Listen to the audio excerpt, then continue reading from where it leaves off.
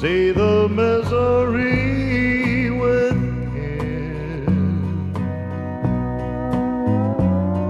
see the pain that's causing sanity to dim, analyze the reason why I turn to sin. What goes on in the minds of lonely men? Not exactly the kind of song you hear every day on this radio station, and not the kind of song you hear on a lot of top 40 radio stations across the country.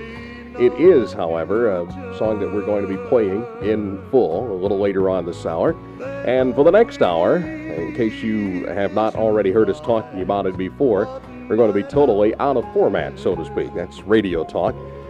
Format, meaning the kind of music that we usually play. And the song you hear, of course, is a country and western or country song. And it's done by a man from right here in Lincolnton, Gary Ray. And Gary's been around for quite some time, making records and singing and appearing across the nation, and especially around this part of the country, and singing his songs.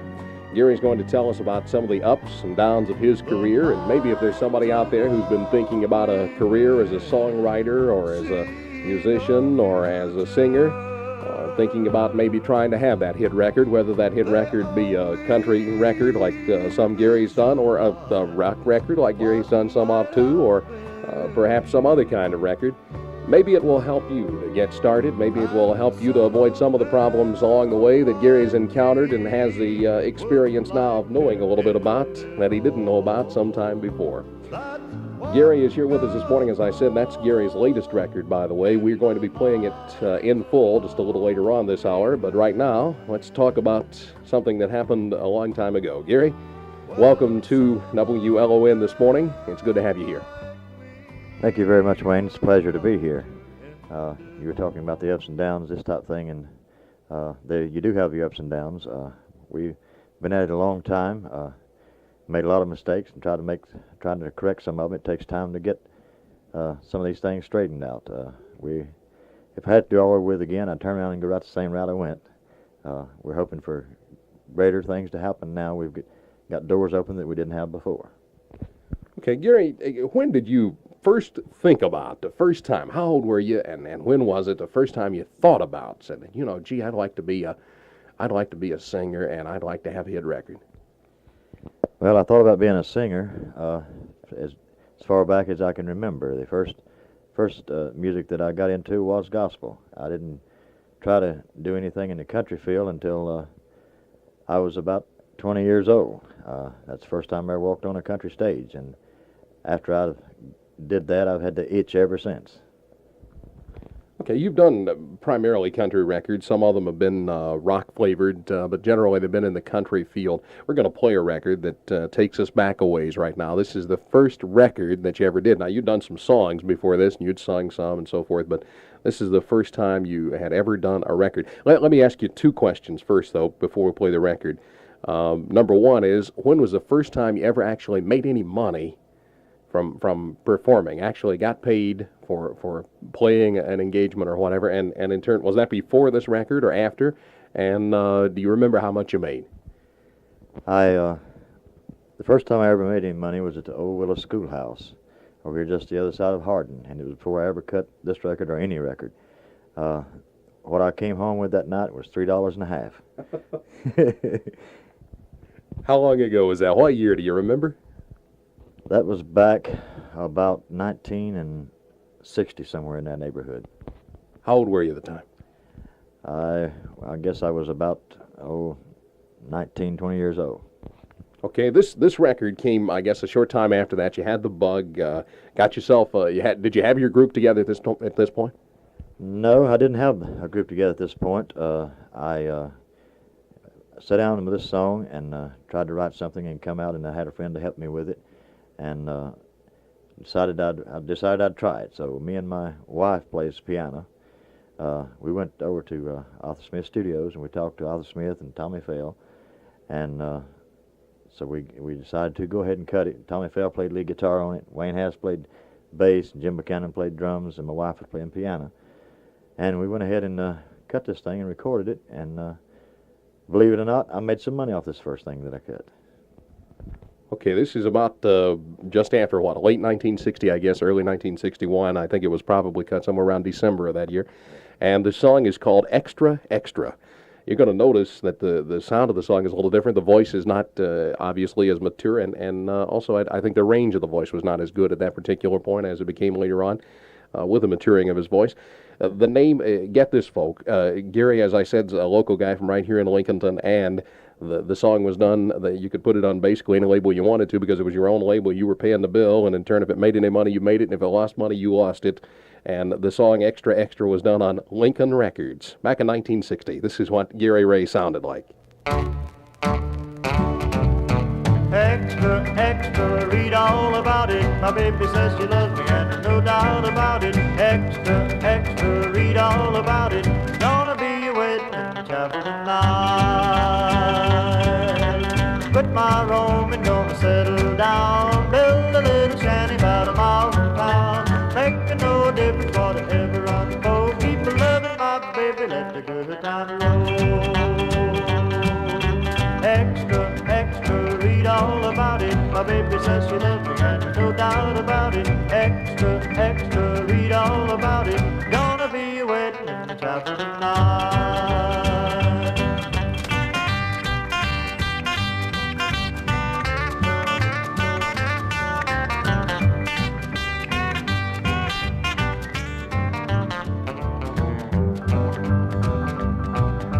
Listen while I tell you just one more time. She's making me a promise that she'll be mine.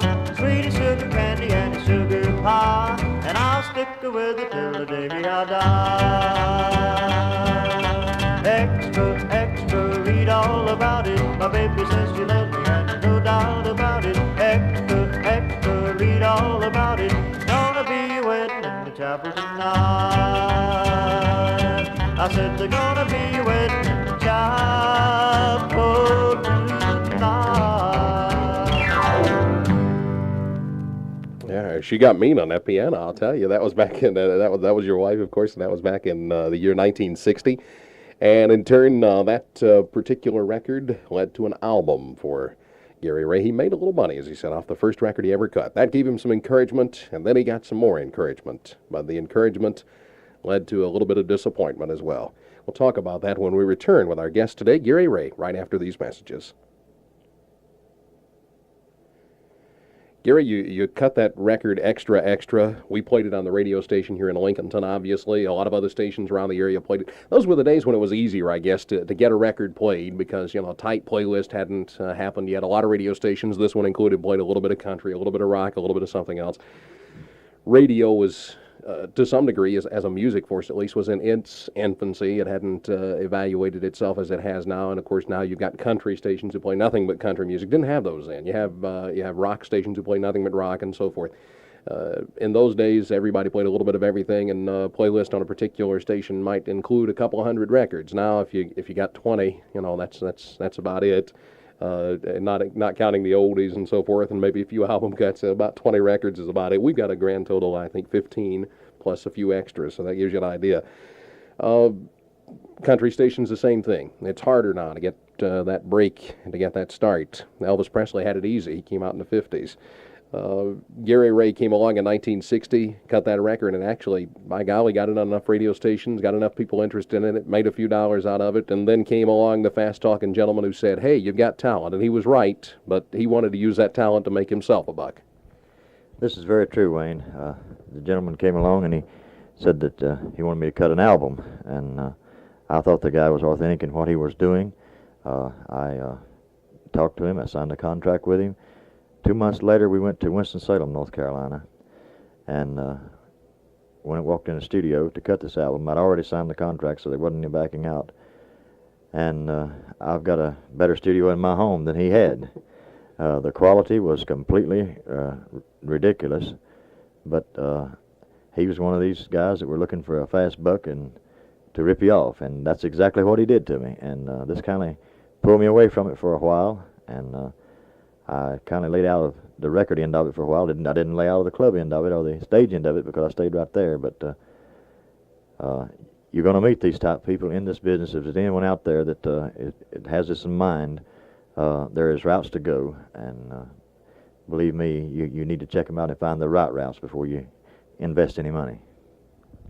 Okay, you spent some money, of course, dollars and cents. If we told people the dollars and cents involved now, they say, well, that wasn't a lot of money. But then this was 1960, and a dollar was still a dollar, at least a little closer to a dollar in those days than it is now. I remember 1960. Gosh, the minimum wage was $1, and if you made $100 a week, you made real good money. And now you couldn't buy groceries on $100 a week, let alone live. So that's the situation. And this was 1960, and Gary Ray basically got took. Nonetheless, there were some spots on the album. The album overall, the quality was not that good, but there were some spots on the album, a few bright spots, a couple of cuts. It turned out pretty good. This song Gary did not write, as he did the one we played a moment ago called Extra Extra, but he did it quite well. The year was 1960. It was in December of that year when the album came out. And this is what Gary Ray sounded like on his first album ever. It was on the Justice label, although Gary said he didn't get justice. The song was Don't You Ever Get Tired of Hurting Me.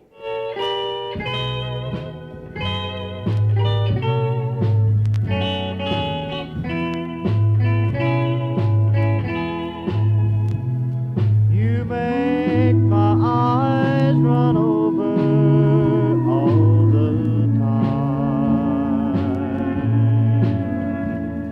You're happy when I'm out of my mind. You don't love me, yet you just won't let me be. Don't you ever get tired of hurting me. You must think I look fine with a smile, for you haven't let me have one in such a long, long while. Yet I keep coming back. How can this be?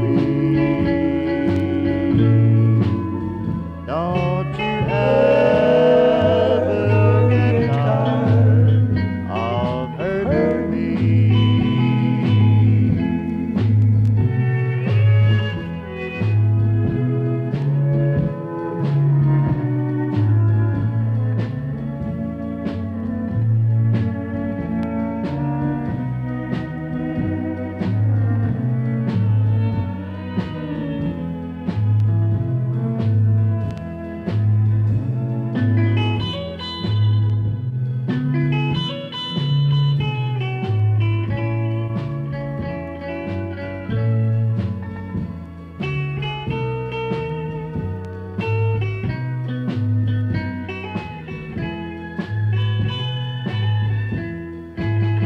You must think I look fine with a smile,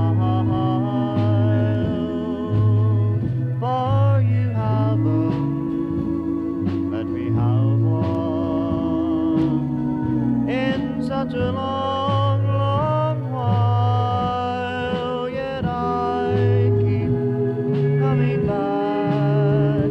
How can this be? Don't you ever get tired of hurting me. Don't you ever get tired of hurting me.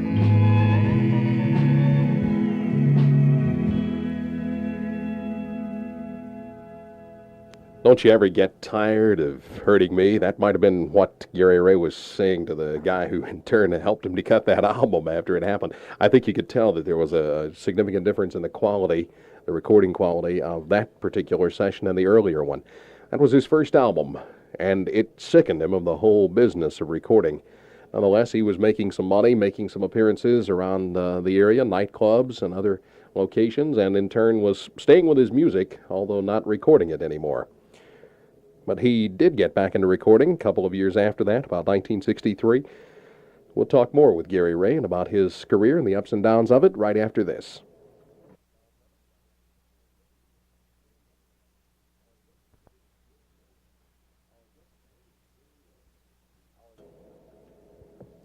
Our guest today is Gary Ray, who's had some ups and some downs in his career. As we said, he started out long about 1960, played at the old Willis Schoolhouse. That's over on the Philadelphia Church Road. First time he ever had an engagement, and then in turn cut a record in 1960 over at Arthur Smith Studios. Then got hooked on an album and wound up losing some money on it after making some money on the single that he had done. Gary, at that point in your career, you said you sort of swore off recording for a while and decided to sort of lay back and just play the circuit around and make some appearances. What kind of places were you appearing at? Were you going anywhere out of the area, or? We were working mostly VFWs and moose lodges, this type club for a while there, and then we went to work in a club down in South Carolina, a club that was open to the public, and we worked 4 nights a week down there for about 5 years. And then I got in touch with an agency out of Nashville, and he told me to bring my group up there and let him hear him, see what he thought, which was Joe Taylor Artist Agency. And at this time we played him about 4 songs, and he said, "You've got a job." He put us on the road. We worked with people like Sammy Smith, Jerry Lee Lewis, these type people. Bought a Greyhound bus, stayed out there for a while, and then we decided we'd all come back home. We didn't. It takes money to record in this business, and you make money on the road, but you make good money. But you want to get ahead further than that. You want to get something in recording, and so you can get that big money.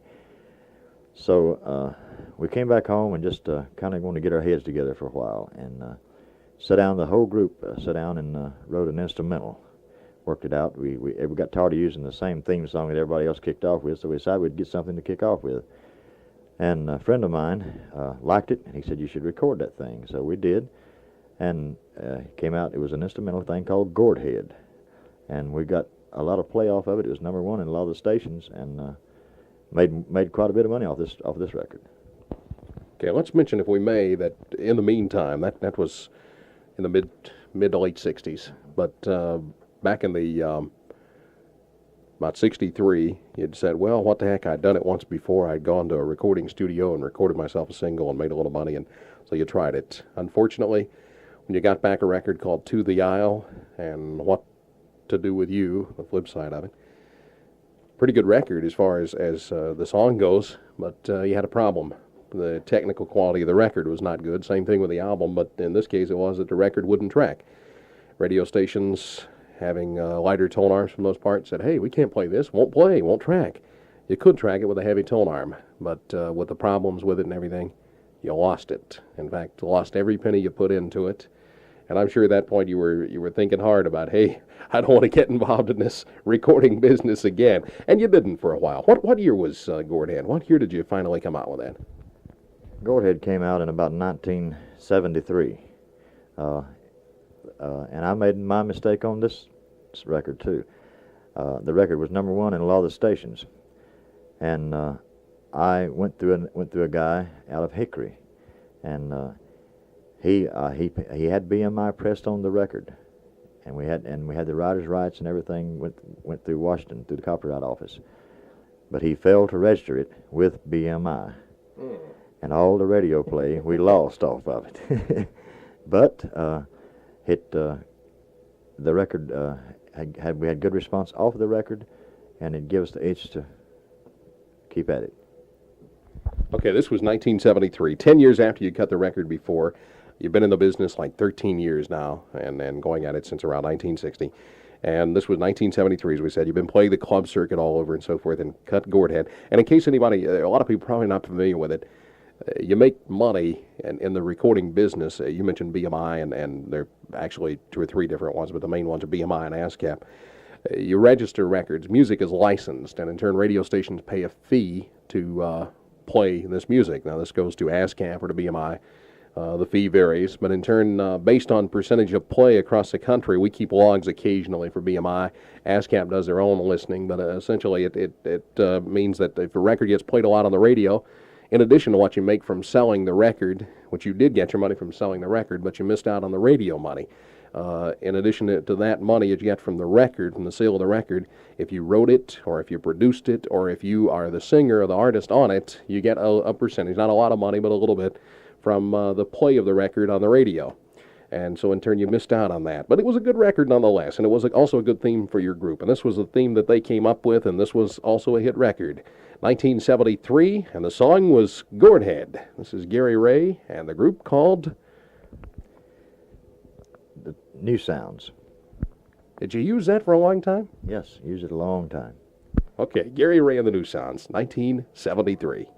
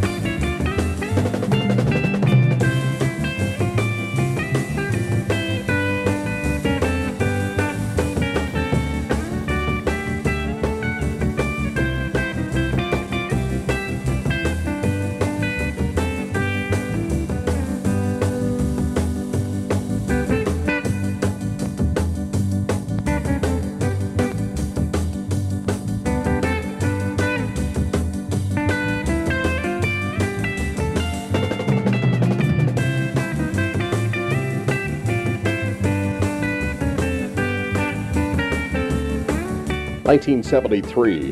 It's Gary Ray, and at that time the band was called The New Sound. And in turn, the song was called, in case you did not join us until just this moment, Gou Head. And you would know that from the record itself unless we told you, because it was entirely an instrumental, and it was their theme song. That's why it was instrumental. And a good one, and a moneymaker. So with that record under belt, did Gary Ray immediately go out and cut another record? The answer to that is no, he didn't immediately go out and cut another record. In fact, he just got back into the recording end of the business recently. We're going to play some of the material that sort of got him started back into the idea of cutting another record in just a moment, right after this message.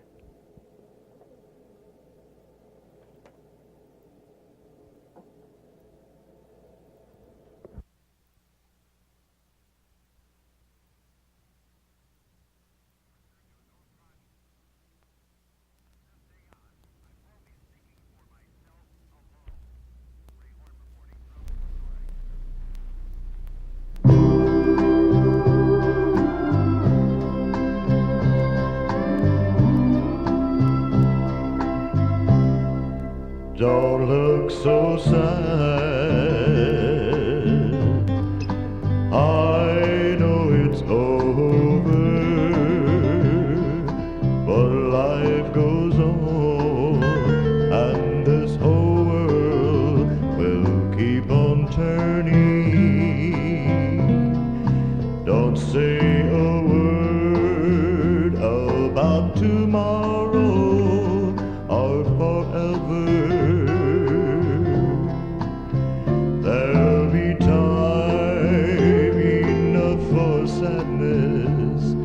when you leave me.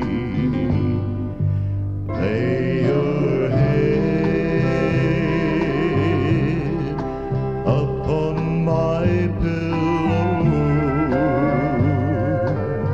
Hold your warm and tender body close to mine.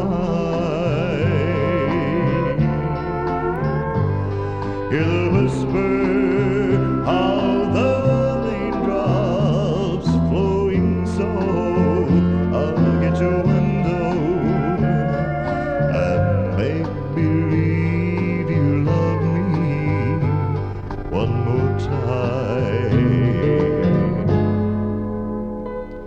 For the good times I'll get along. You'll find another, and I'll be here if you should find you'll ever need me. Don't say a word about tomorrow or forever. There'll be time enough for sadness when you leave me. Lay your head upon my pillow. Hold your warm and tender body close to mine. Hear the whisper of the raindrops flowing soft against your window, and make believe you love me one more time. For the good time, for the good times.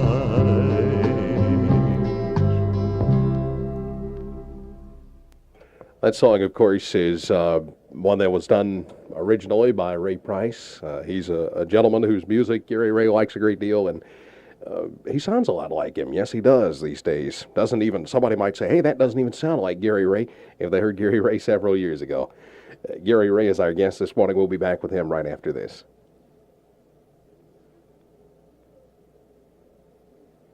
Gary Ray from right here in Lincolnton. One of the people who, I guess there were a lot of people, Gary, back about 1960 who were trying to have a hit record. And most of them now, you know, they either work in the mill or they've got an office job somewhere or they are selling shoes, as the old saying goes. But there are very few of them who are still at it after, what, almost, well, that doesn't like a whole lot. Been 20 years now. I mean, that makes you feel old, doesn't it?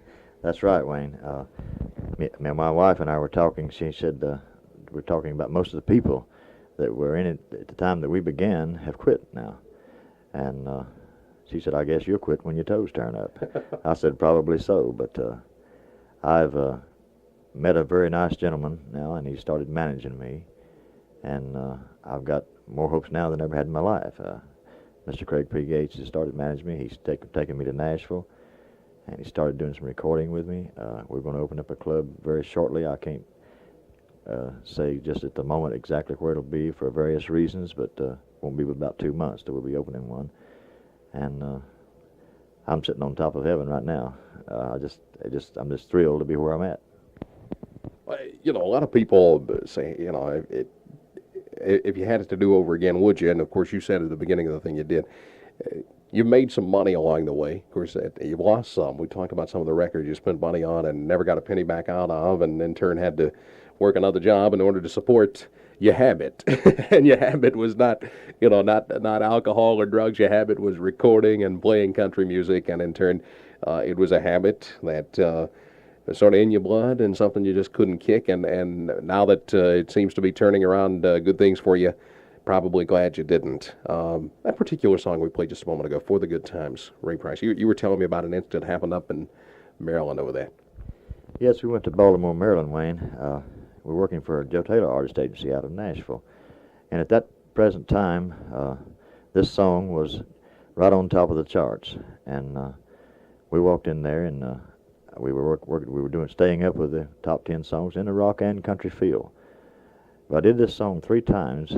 I did it the first time, and I had to request so many requests for it. I did it 2 more times. The guy came up and he asked me if I'd do it 1 more time. I said, "Look, sir, I'm going to wear this thing out." And he said, he laid a little money in my hand, and he said, "Would you do it 1 more time?" And I opened my hand, and it was a $100 bill. And I said, "How many times do you want it?" You don't make $100 tip on playing a certain record every time. Let me ask you a question. A lot of people might be interested in that, too. How much does a club pay a group such as yours? How many people you got? You got how many people in your group? I have 5 pieces in the group that I have, and it varies. Depending on the club, the size of the club, Wayne. Really, the money is not all that great. You do it more or less because you enjoy it that much. You can make anywhere from $300 a night to $600 in this local area, but it just depends on the size of the club. A lot of people might say, wow, that's something else. You're talking about $600 a night. Wow, that's something. But then you got to consider, now we're talking about $600, and then we're talking about, wait a minute, we got 6 guys here, so that's only $100 a night, so that's not quite so big. And then you turn that around and you say, well, how much you got involved? Well, you got to consider that everybody got an instrument, and that instrument costs some money, and then you got travel expenses and time and trouble in going and doing it. And how many of you would like to go out and work at night after you'd already put in a full day on a job, and you get in late, and maybe get in after playing a date at a club at 1 or 2 or 3 o'clock in the morning, and come next morning about 5:30, 6 o'clock, got to roll out and go to work again? It takes a little something extra, doesn't it? Yes, it does, Wayne. We worked. The first agency I ever went to work for was out of Charlotte, and I was new in the business as far as traveling on the road. And we were working one-night stands. You go in there and you do a show, and then you may travel all the next day. And we got there 15 minutes on one show, in time to just get right back up on stage and do it again. We worked in Myrtle Beach and worked at Air Force Base down there, and there was a big festival going on at that time. There wasn't anywhere to sleep in the town. You could not get a motel room. We tried on the beach, and the mosquitoes, I believe one of them could carry each one of us off, and we finally wound up in a van, staying uptown, sleeping in a van in a station wagon until the full week, until we could get the show done. We had a contract, we had a show to do, we had it to do. There was no other way. But it takes a certain type of person to want this thing, I guess. I don't know, maybe a little crazy or whatever, but I don't know. I enjoy it more than anything else I've ever done in my life, and if I had to do it again, I would go right back the same route. Okay, we'll be back with Gary Ray right after this.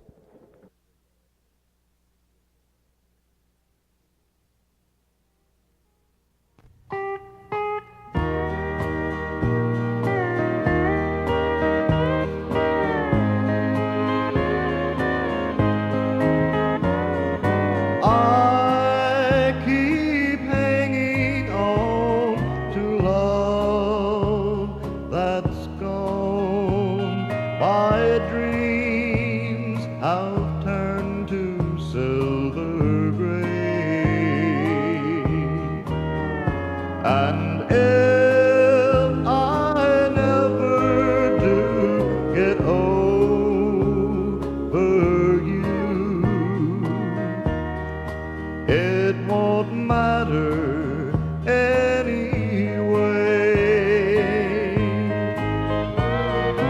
I could never love somebody new. It's too late now to change my ways. So if I never do get over you, it won't matter anyway. That's If I Never Get Over You, and that is, of course, Gary Ray, who is our guest this morning. Gary, you never got over the bug in your system way back when to get into the recording business. Let me ask you this. Let's suppose that there is somebody out there who maybe is thinking about getting started into it, whether young or older. You know, a lot of people have had their big hits when they're later on in a career. Of course, usually if you do that, you got to start. You got to at least have it in your blood when you're young. Got to be doing a little something in that direction. Well, let's suppose there's somebody out there who's interested in cutting a record. We get calls here at the radio station a lot of times, as I think every radio station does. People call and say, "Hey, listen, I got some good material and I want to put a record out." It's a long and hard and uphill battle, is it not? It sure is. It sure is, Wayne. And you can go to Nashville and you can meet people just like on the album that I had and the one single that I had, that they'll rip you off in a hurry. There's a few reputable people up there that you can go to and talk to. I have found out in the past 3 months that will treat you right and it's the right direction to go. But be very careful with them. I'm not knocking the business because I love the business. It's just it's like anything else. There are people that'll rip you off, and there are people that if you've got talent and you want to do something, I think somebody will find it sooner or later. The right people. Okay. Gary, I want to thank you for being here with us this morning. We're going to close out today with your latest record, which is getting a considerable amount of airplay. As you said, you're going to be opening in a new club in the very near future, a couple of months from now in this immediate area. We can't tell too much about that right at the moment. Things are looking up for you and for the group. I think you're going to go back, you said, I think, to using the name The New Sounds, because you're going to add a couple of people to it, add a female voice to the act and so forth, and things are really looking good for you right now. This record's getting a lot of play. It's being played in Charlotte. It's being played otherwhere around the area. It is, as I said, we're not primarily a country station. We haven't been playing it. If people wonder, why haven't you? Gary understands that because he's in this business. Maybe some other people don't because they're not in the business. It's essentially a matter of format. Some people are one thing, some are another. And in turn, Gary is doing well right now. But as he said, it takes a lot of courage. It takes a lot of intestinal fortitude, as the old saying goes. You got to stick around for a while, and you got to pay your dues. Gary's paid his. If you're interested in it and want to get into it, if it's in your blood, it's just like this business of radio and a lot of other things. If you got to do it, you got to do it.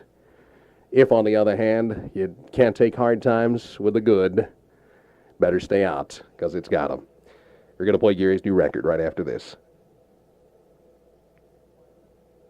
And finally, this morning, from WLON in Lincolnton, where we've had as our guest this morning Gary Ray, and we've been talking about the ups and downs of his career. This is one of the ups. This may not be the absolute best song he's ever done. He's got some new material that he's actually committed to tape, although not to record yet, that's probably as good or better. But this is his current single. This is the hit side of it, the one that's getting the play around. And you'll notice a similarity, I think, in style a little bit. The voice, as I said, to Ray Price.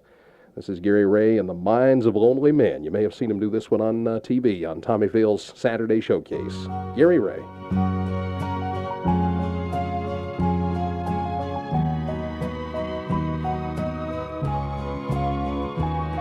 Look at me, see the misery within,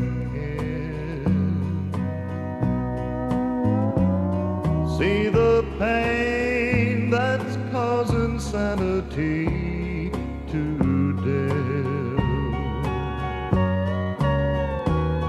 analyze the reason why I turn to sin. What goes on in the minds of lonely men? The minds of lonely men see no future. They only visualize what might have been. And some of them, like me, would like to end it all. What goes on in the minds of lonely men? The minds of lonely men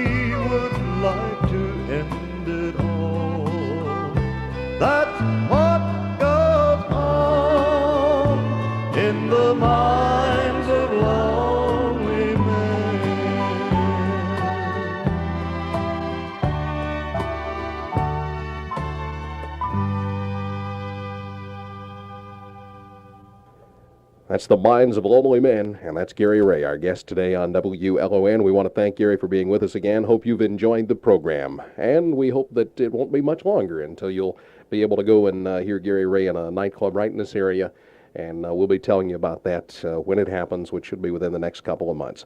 This is Wayne Howard. Have yourself a nice day. Don't miss the Apple Festival Parade coming up this afternoon, and, of course, the Apple Festival itself tomorrow. I'll be there to kick the whole thing off at noon tomorrow, and we'll see you there. Have a nice day.